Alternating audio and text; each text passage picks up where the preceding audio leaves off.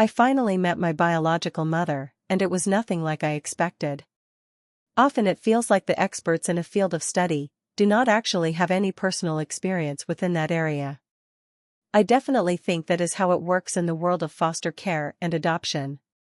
Adoptees frequently do not get a voice because they fear hurting a parent or loved one, or they are silenced by those who speak for us and say we should be so grateful for the life we were given.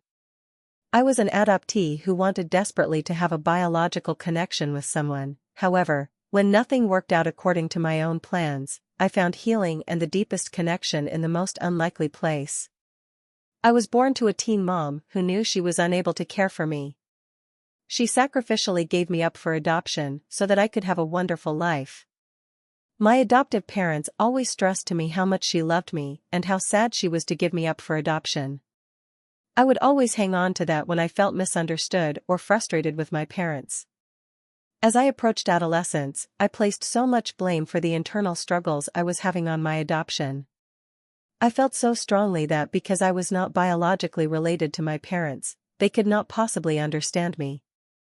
I now understand that these are very common feelings that all teenagers have.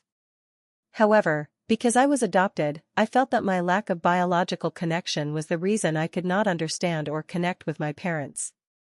I would often look at other families with longing and think they had a better connection than I could ever possibly have with my parents. I realize now that what I saw in public was definitely not reality, but in my mind there was absolutely something missing from my life because I did not have that biological connection. I had a closed adoption, so I was unable to even begin to search for my biological mother until I turned 18. Those teenage years felt longer and longer the closer I got to my 18th birthday. I would lay in bed at night fantasizing about how incredible it would be when I finally got to meet my biological mother. I dreamed that we would instantly know who each other was from across the room, run into each other's arms, and have an incredibly beautiful connection that was unexplainable by anything other than the DNA we shared. The fantasy got bigger and more intense the older I got. On my 18th birthday, I discovered it was going to be harder to find my biological mother than I originally thought it would be since the internet was not well developed at that time, and I had very little information to go off of. I soon realized that meeting her was not going to happen right then, so I turned my focus to college. After I had graduated from college and I was living on my own for the first time, I decided to try to do some searching again. Those 4 years made a huge difference in what was available online, so I was able to find my biological mother.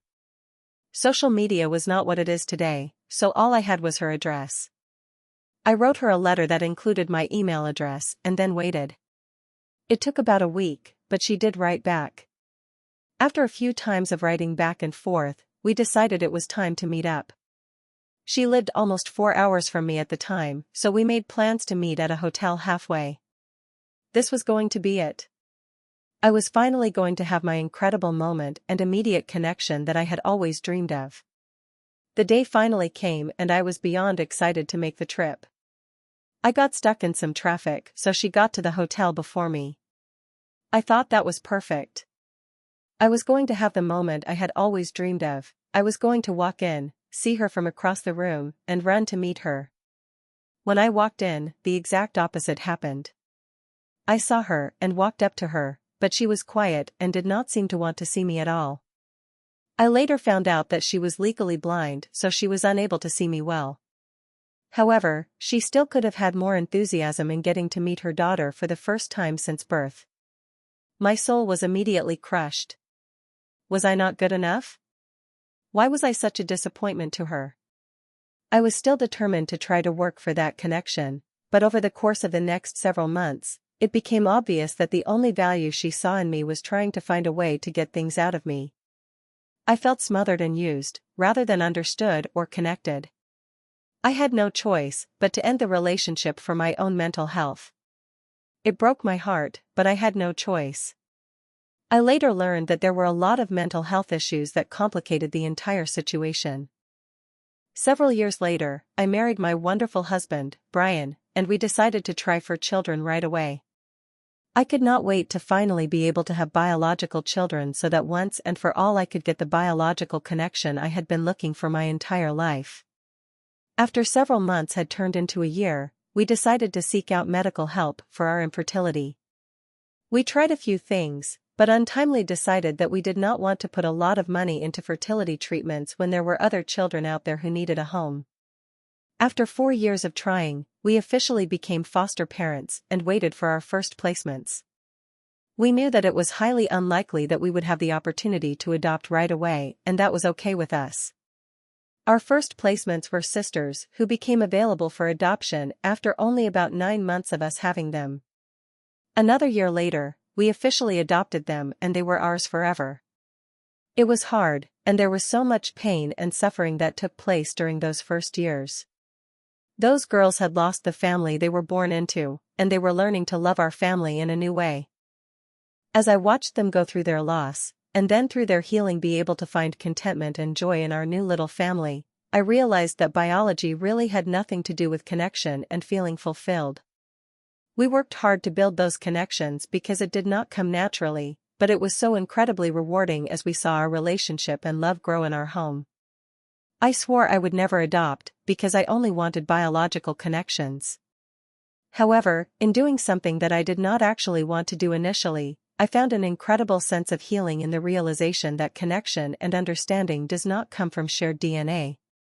I really feel that our society places way too much emphasis on maintaining biological connections in toxic situations.